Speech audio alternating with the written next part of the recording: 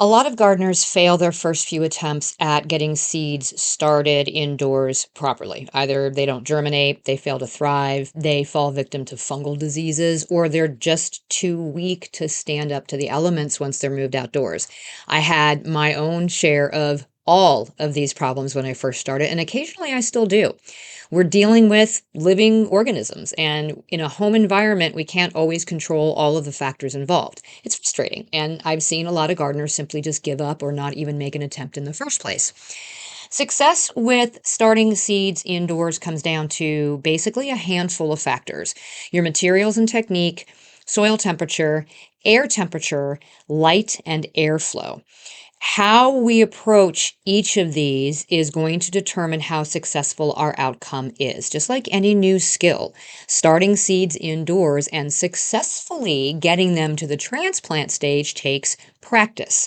Last week, we talked about the supplies that we need to get started. This week, we're covering how to use them. Today on Just Grow Something, we're going to run through what I would consider to be best practices in terms of each of these factors. We'll talk about the optimal way to approach seed starting and talk about where we can go wrong. By the end, you'll be able to decide for yourself whether you should tackle indoor seed starting as a beginner or where you can improve if you've been there before. Let's dig in.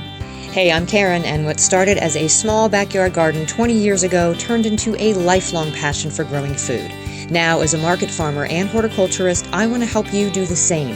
On this podcast, I am your friend in the garden, teaching evidence-based techniques to help you grow your favorites and build confidence in your own garden space. So grab your garden journal and a cup of coffee and get ready to just grow something.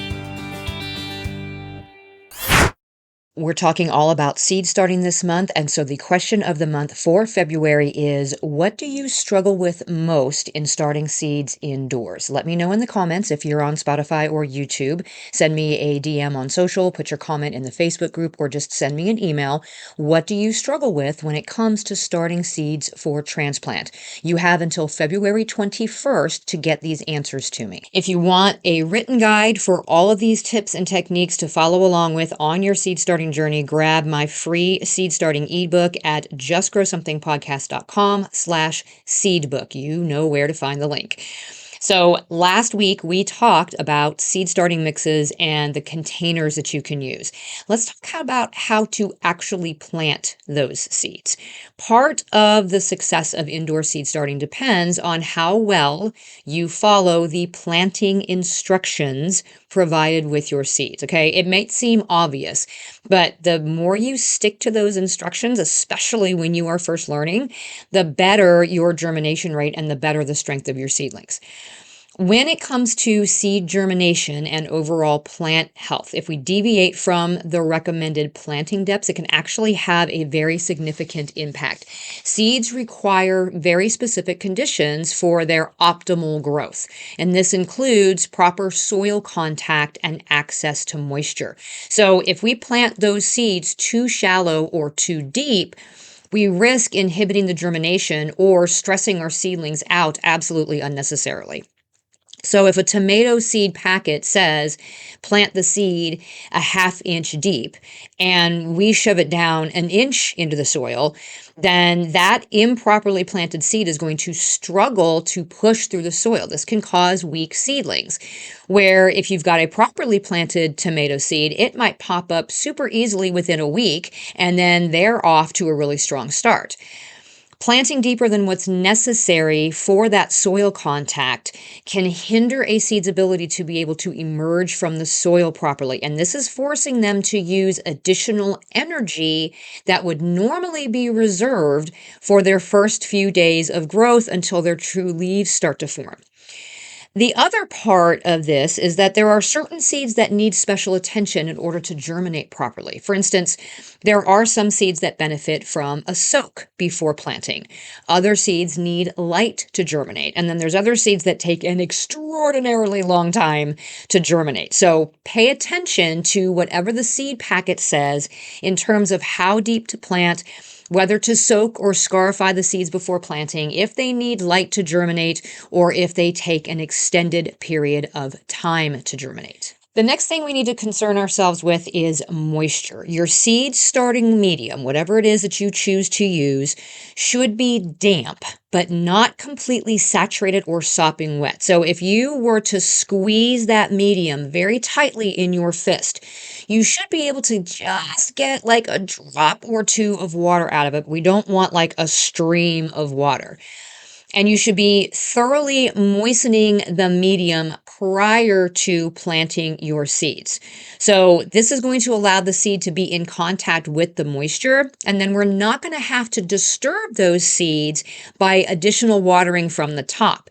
If the surface of the medium gets dried out, then we can use a spray bottle to re-wet it, but we shouldn't need to water or soak that seed starting medium again, okay? If for some reason it's just not wet enough and you realize that it's starting to dry out and you have to water from the top because a spray bottle just isn't doing the job, just make sure that you're doing it very gently. We don't want to move those seeds around in the medium until they actually get a chance to sprout. If drying out is a problem for you, you can retain the moisture during germination by using a cover of some sort. So a lot of the sort of purchased options that are complete sets or kits do come with humidity domes. You can buy humidity domes separately, but you can also, repurpose lids, or you can use cling wrap or a beeswax coated cloth or something to keep the moisture locked in. This is going to reduce that chance that the medium is drying out prior to germination. They are not necessary unless you are sprouting seeds in a dry environment, or you see that your seed starting mix is drying out very quickly between waterings and you just need a little bit of extra help. But if your mix is staying excessively wet, or you see mold or fungus starting to form, then make sure you remove that cover right away and then just leave it off. The next thing to concern ourselves with is soil temperatures. Seeds are absolutely remarkable. I had a professor tell me once that seeds are nothing but little containers that hold a baby plant and a boxed lunch, and I have always loved that analogy. What that means is each seed contains enough food energy to allow that seedling to push out into the world when the time is right. But our seeds need specific conditions to unlock them out of that little container. One of those conditions is the temperature of the soil in which they are planted, or in our instance, the seed starting mix, right? Different plant species have different temperature requirements for germination, and we need to provide them with the right environment so they don't expend more energy than is necessary to break out of their little shells. A lot of your seed packets are going to come with planting instructions. So they might outline the ideal temperature range for germination specific to each plant species. And this usually ranges between 60 and 85 degrees Fahrenheit, or 15.5 to 29.4 Celsius. And this is even for your cool weather plants. So if it's not on your seed packet, you can usually look up the proper temperature online. If you get my Seed Starting Essentials ebook, I have provided a chart with the germination temperature ranges for most of your garden vegetables that are commonly started early indoors for transplanting.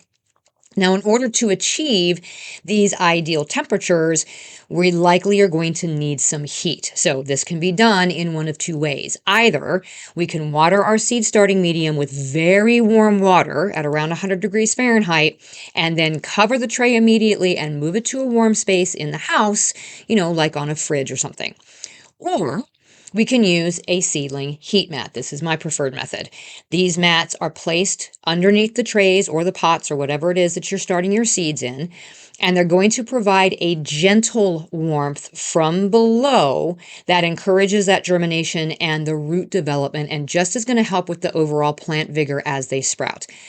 They generally raise the temperature of the soil about 10 to 20 degrees Fahrenheit above the ambient room temperature. So this is ideally sitting our soil temperatures at between 70 and 85. So this is kind of the perfect range for the majority of what we start inside, okay? Heat mats are going to allow a consistent soil temperature. And so this helps us get more uniform germination across all of our seedlings, which leads to more consistent seedling growth. This consistent warmth also helps prevent damping off. Damping off is a fungal disease that affects seedlings. And it is usually triggered by cool and damp conditions. So you'll see the stem of the plant, like right where it meets the soil, it just like collapses in and pinches off. And of course, this kills the seedling. If you use a heat mat, you can actually help prevent damping off because this is creating an environment that is less conducive to that fungal growth. I will say though, damping off can still happen even with a heat mat if we're keeping the soil too wet. I just had this happen with some lavender seedlings. Lavender is notoriously slow to germinate. It takes as long as 3 weeks. And I had the soil way too wet and I lost half of the seedlings as they sprouted because I wasn't paying attention to that tray closely enough to remedy the situation fast enough. Okay. So even though heat mats can prevent damping off, nothing is foolproof when we're dealing with living organisms, and that includes the gardener. Okay. Some seeds will absolutely readily germinate at room temperature with no additional heat. Lettuces specifically, they will germinate in soils as cool as like 40 degrees Fahrenheit. So save the space on the heat mats for like your heat loving annuals, so peppers, tomatoes, but also your cool weather crops, broccoli, they prefer warmer soil temperatures for germination too. So the seed starting medium stays at the proper moisture level, right? The trays stay at the proper temperature. Our little seedlings successfully pop out of the soil. Yay, great. Now what? Now we need to uncover those seed trays, take them off the heat map, and now we're going to concern ourselves with light and air temperatures and air flow. So first we'll talk about lighting. If our seedlings don't get enough light while they are growing indoors, waiting to head out into the garden, they are going to become weak and leggy as they stretch towards whatever limited light source is available. Your overhead lights in whatever room that you're growing your seedlings in is not enough. Insufficient light exposure is going to lead to unhealthy plants that have poor root development. They're going to have weak stems, and they're just going to, if they survive once you move them outside, are going to have lower overall productivity. So it might seem best to have your newly sprouted little seedlings in a sunny window for natural light. Just like when we're seed starting, it may not be enough. It's usually not enough to get them to their best start. You're going to have to rotate them to give them equal access to that sort of filtered light that's coming in through the window, and that's still likely not going to prevent them from stretching to get more. You can help with this a little bit by putting up some aluminum behind the seedlings so it reflects some of that light back in. And if you're in a more southern area or you have a lot of southern exposure, this might be enough. But for the rest of us, this is where we want to give them a hand with some artificial lighting. What we're concerned with for plant growth is visible light, and the color of that light varies. Plants absorb red and blue light primarily for their photosynthesis. So blue light is necessary for vegetative growth, and red light promotes flowering and fruit production. So obviously, when we're looking at vegetative growth, that's what we're concerned about for our baby seedlings. This is the kind that we get from the blue color spectrum. We talked last week about how the color temperature of a light source is measured in Kelvin and what that means. The Kelvin scale ranges from 1,000 to 10,000, 1,000 being the warm or red side, and 10,000 being the cool or blue side. And light bulbs usually sit on one end of the spectrum or the other. But you also have lights that are full spectrum and they emit light across the entire range. So once again, we are concerned about vegetative growth for the seedlings, and that's the kind of light that we get, or that's the kind of growth that we get from the blue color spectrum, okay? So you're going to want to look for lights that are labeled in a range of 5,000 to 6,500 or even 7,500 Kelvin. Sometimes these are labeled as lumens, but generally you're just going to see them in terms of like 6,500 K. This is generally referred to as a daylight bulb. A full spectrum light would be fine too, but they're generally more expensive, so that's up to you. Fluorescent lights, super popular because they are affordable and they are suitable for most plant species during their early growth stages. Fluorescents do tend to put off a little bit of heat though, so keep this in mind. It might be good for you, because if you're starting seeds in a very cool area that needs a little bit of help in that, then that might be good. Or it also could like dry your seedlings out more quickly in the early stage because we're keeping the lights very close to those seedlings. So just be aware that the fluorescence may put off a little bit of heat. If you're looking for more efficient lighting options that also have higher intensity levels, then you might look at LED lights. These are a little bit more expensive initially compared to fluorescent lights, but they are definitely more energy efficient and they definitely have a longer lifespan. All of my old fluorescents, as they burn out, they are being replaced with LEDs. And LEDs come in a wider range of kind of styles of how you can use them. So you can flip them on, or you have tabletop versions that have like multiple arms on them. You've also got just, standard shop lights. They're more accessible and they're easier to use for gardeners than they used to be. And if we only need to light up a small space, you have a bunch of different versions for the LEDs now. Okay. There are also ready-made systems for starting your seedlings indoors, and they have lights that are built in and generally some sort of adjustable shelf to be able to raise and lower the plants, or a pulley system to raise and lower the lights or whatever. They're fancy. And fancy systems generally come with a fancy price. But hey, no shame if you want to spring for an all-in-one system that's easy to set up and it totally takes the guesswork out of it for you. But just know that you can absolutely DIY a system in a wide range of sizes for a lot less money. It's totally up to you, okay? It is not necessary to purchase lights that are labeled specifically as grow lights if you are only starting and growing seedlings for just a few weeks before moving outside, okay? You want to move your seedlings to the light, or the lights to the seedlings, whatever works for you, as soon as they sprout.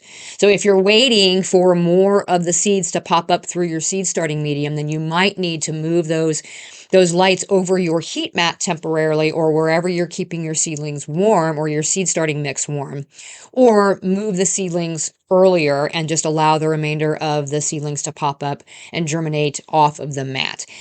Either way, the proximity to the light for seedlings is very important. They will begin to stretch for that light within just a few hours after they germinate.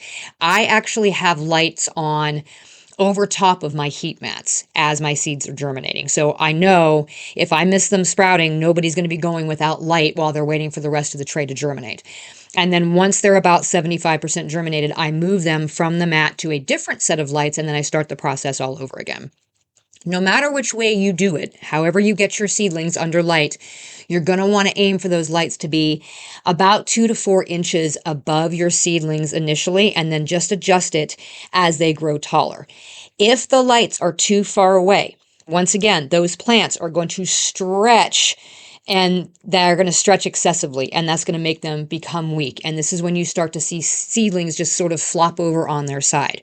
So you can either adjust the height of the light up and down, or use books or boxes or something else to raise your seedlings up to the light and then lower them as they grow.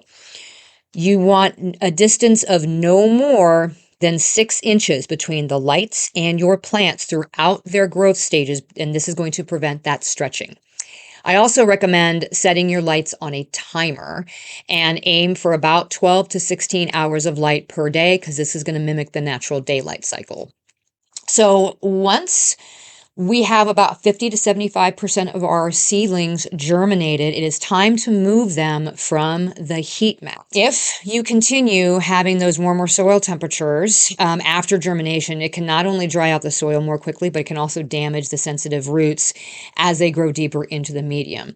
At this stage, now we're going to consider the ambient air temperature in your growing space. So plants need a certain range of temperatures to thrive. If the temperature is too cold, the seedlings may grow slowly or they may become stunted. If the temperatures are too high, this can also be detrimental, and this can lead to leggy growth and to weak stems. Depending on your ambient air temperature in your seed starting area and the type of plants that you're starting, you may need to use either a space heater or a fan to heat or cool your growing area. Your little seedlings are going to want to be in ambient air temperature that is appropriate for their species. So cooler air for your cool weather crops, warmer for your warm weather ones, right? The balance comes when you're starting both types of plants in the same space. I often have some overlap with all of my brassicas, my early stuff, just still kind of hanging out in my seed starting room and waiting to go outside while I am starting all of my warm weather stuff like to my tomatoes and my peppers, my eggplant. So an ambient air temperature of between 65 and 70 Fahrenheit is kind of that happy medium for most vegetable plants and herbs. So pay attention to the ambient air temperature, especially if you're starting your seedlings in an out of the way area like a basement or a garage. And then finally, we need to consider the air flow. So soil temperature is essential for germination. Proper air temperature is needed for optimal growth. But proper air flow around the plants is just as important. Stagnant air can hinder plant growth and it can create an environment that is perfect for fungal diseases. So to avoid this issue, you may need to incorporate something into your setup to promote proper air circulation. Without this air circulation, we are more likely to see stunted growth and we're increased susceptibility to diseases in those little baby seedlings. That stagnant air around your seedlings is going to create a micro environment that encourages that fungal growth. The other thing is excessive heat from the lights that we have to place really closely to those plants can also cause the air temperature to heat up around the seedlings. So if we have proper airflow, that's going to help to cool the air immediately around the plants. If you have a window nearby, then you can just pop it open slightly and create a gentle cross breeze that's going to aid in that air circulation. But if you are starting seeds while it's still winter, like most of us, pay attention because we don't want the air, exposing the seedlings to too cold of temperatures or like really wildly, fluctuating conditions. So another way that you can enhance airflow is just by strategically arranging your seed trays or your pots. Just give them some space from each other. Avoid overcrowding so that we're not restricting that sort of ventilation between the plants or increasing the humidity levels too much. So if you have enough lights, you can space out your seedlings enough to allow air to circulate freely between the seedlings, and this is going to help reduce that risk of fungal diseases. Of course, my favorite and recommended way, honestly, to provide proper airflow is with a fan. That gentle movement of air is not only going to help prevent those fungal problems and overheating, but it also stimulates stronger stem development as those plants respond to the gentle swaying. I said it before, your plants like to dance. Having air blowing directly at your seedlings helps promote the strong stems by forcing the plant to hold itself up against the flow of air. We're just aiming for a gentle breeze here, not gusts of wind that could damage our seedlings. So you can place a fan at an angle or use an oscillating fan. That's my favorite approach. And that's going to help distribute the air evenly around the space. So for successful indoor seed starting, we are concerning ourselves with proper planting techniques, soil moisture and soil temperatures, lighting, air temperature, and air flow. By bringing all of these together, we're basically creating a framework for successful indoor seed starting. So following the planting instructions and using the proper starting mediums and containers, make sure that we are off on the right foot. Using heat provides the optimal soil conditions for germination. If we monitor the air temperatures, that's going to support healthy growth. We're maximizing the light exposure, which is giving our seedlings the energy that they need to grow. And then we're just ensuring that we have adequate airflow to prevent issues like fungal growth and strengthening our seedlings in preparation for them moving outdoors. All of these things combined basically create an environment where our seeds have every opportunity to reach our full potential. It is not foolproof. Again, we are dealing with living organisms. So it's going to take some practice, but practice makes perfect plants, and you will be giving your plants the best possible chance at success. Until next time, my gardening friends, keep on cultivating that dream garden, and we'll talk again soon. For more information about today's topic and to find all the ways you can get in touch with me or support the show, go to justgrowsomethingpodcast.com. Until next time, my gardening friends, keep learning and keep growing.